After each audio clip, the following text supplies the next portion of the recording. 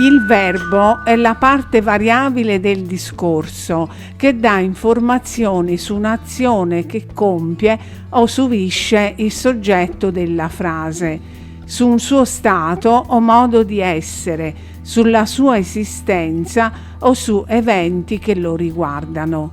Esempi: il gatto miagola, il castello è assediato dai briganti, Luca dorme, Elisa è felice, c'è uno yogurt nel frigorifero, fa freddo. Il verbo è l'elemento fondamentale della frase. Senza di esso, infatti, la proposizione non avrebbe alcun significato. Ogni voce verbale, come la maggior parte delle parole, è costituita da due parti, la radice e la desinenza. Ad esempio, il verbo telefonava è composto dalla radice telefon e dalla desinenza ava. Il verbo dipingiamo, invece, dalla radice dipinge e dalla desinenza iamo. La radice è invariabile ed esprime il significato del verbo. La desinenza invece è variabile e fornisce altre informazioni sul verbo, indicando la persona, essere vivente o cosa che compie o subisce l'azione espressa dal verbo, il numero singolare o plurale delle persone, il modo in cui viene presentata l'azione, che può essere certo, possibile, eventuale e così via. Il tempo in cui si svolge l'azione, che può essere passato, presente e futuro. L'aspetto puntuale, durativo, conclusivo e così via dell'azione. Parliamo ora delle caratteristiche della persona e del numero del verbo.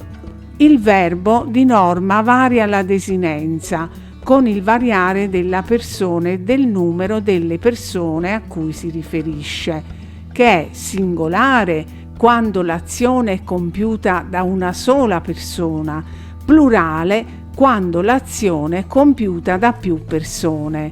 Esempi: io salto, Marco salta, voi saltate, i canguri saltano. La persona, cioè il soggetto a cui il verbo si riferisce, può essere prima persona singolare, io, plurale, noi, ossia la persona che parla. Seconda persona singolare, tu, plurale, voi, ossia la persona che ascolta. Terza persona singolare, egli, ella, lui, lei, esso, essa, plurale, loro, essi, esse, ossia la persona, l'animale o la cosa di cui si parla. Le persone del verbo costituite dai pronomi personali sono quindi 6, 3 singolari e 3 plurali. Ognuna di esse ha una specifica desinenza, come si può notare dall'indicativo presente del verbo raccontare, riportato nella tabella. Prima persona singolare, io racconto. Seconda persona singolare, tu racconti. Terza persona singolare, egli, ella, esso, essa racconta. Prima persona plurale, noi raccontiamo. Seconda persona plurale, voi raccontate. Terza persona plurale, essi, esse, loro raccontano. Nell'italiano scritto e parlato, i pronomi personali che ricoprono il ruolo di soggetto possono essere sottintesi perché già indicati dalle diverse desinenze del verbo. Per questo possiamo dire: noi giocheremo domani, oppure giocheremo domani. Io vedrò Lucia tra un mese, oppure Vedrò Lucia tra un mese. Vediamo ora cosa sono e quali sono i modi del verbo. La desinenza del verbo indica anche il modo in cui la persona che parla o scrive presenta l'azione espressa dal verbo, cioè se dal suo punto di vista l'azione è considerata reale, possibile, eventuale, un ordine. Esempi: ami l'arte. Penso che tu ami l'arte. Se tu avessi tempo, ameresti l'arte. Ama l'arte. In italiano i modi dei verbi sono 7, 4 finiti e 3 indefiniti. I modi finiti, tramite la desinenza, indicano la persona e il numero della persona che compie l'azione.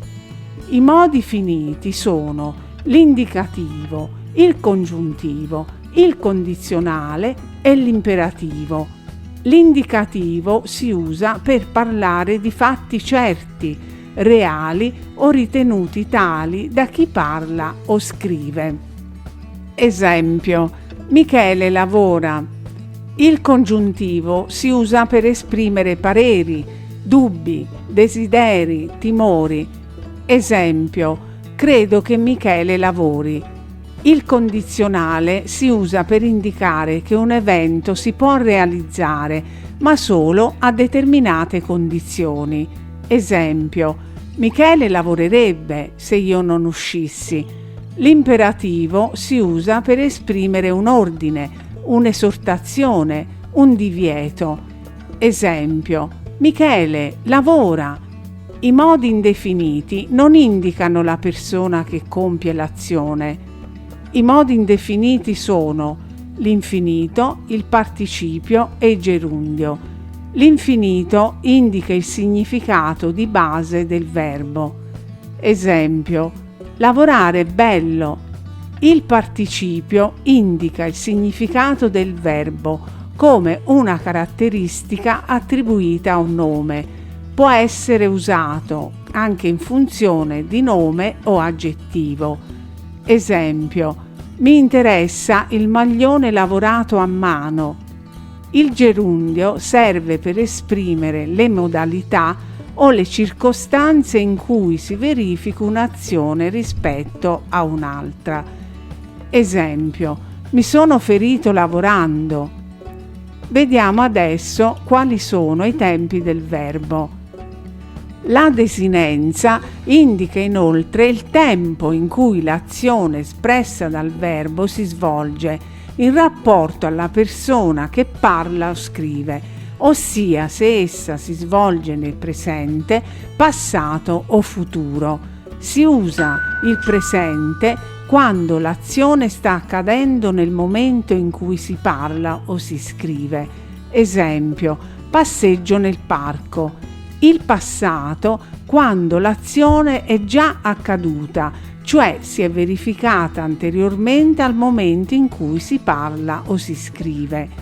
Esempio: ieri passeggiavo nel parco. Il futuro quando l'azione deve ancora accadere, cioè si verificherà posteriormente al momento in cui si parla o si scrive. Esempio: domani passeggerò nel parco.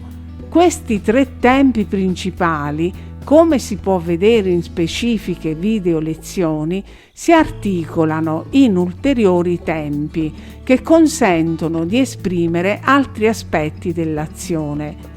I tempi verbali, in base alla forma, si distinguono in semplici o composti.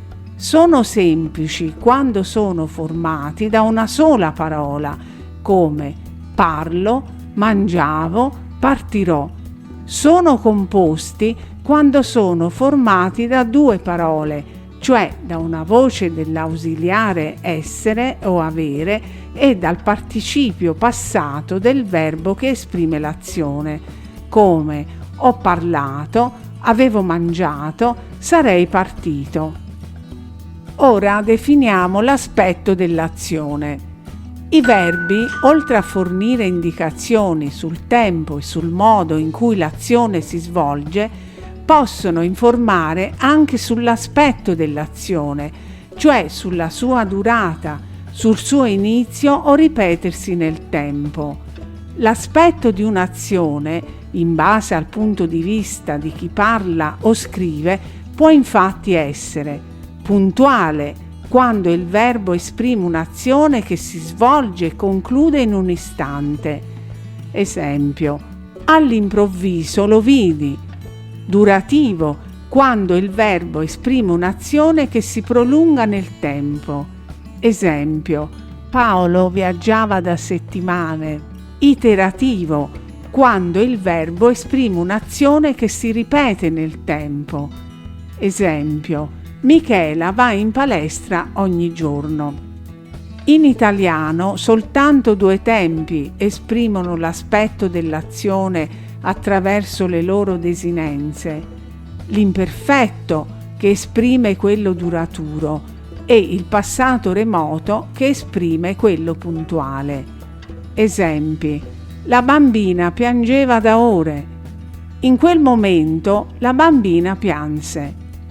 A volte l'aspetto iniziale o conclusivo di un'azione si esprime tramite verbi appositi, detti verbi aspettuali, come accingersi, cominciare, finire, smettere ed altri, oppure mediante locuzioni o espressioni temporali come da un'ora, sempre, spesso e così via. Esempi: l'acqua comincia a bollire, la torta sta finendo di cuocere, l'uomo si fermò spesso. Vediamo adesso cosa sono e quali sono le coniugazioni dei verbi. L'insieme delle diverse forme che il verbo può assumere per esprimere la persona e il numero delle persone che compiono o subiscono un'azione, il tempo e il modo in cui essa avviene, è chiamato coniugazione.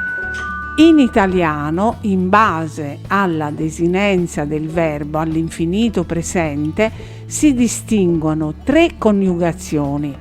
Prima coniugazione: verbi che terminano in are, come andare, amare, nuotare. Seconda coniugazione: verbi che terminano in ere, come leggere, perdere, piangere.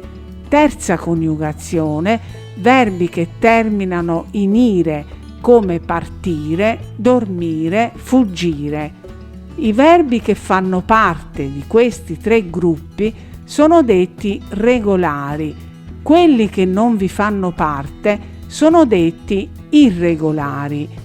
I verbi essere e avere, definiti ausiliari perché spesso aiutano gli altri verbi a formare i tempi composti, non appartengono alle tre coniugazioni regolari, ma hanno una coniugazione propria. Esempi del loro uso come verbi autonomi: siamo in partenza o sonno. Ed ora esempi come verbi ausiliari: siamo arrivati al mare, ho parlato troppo.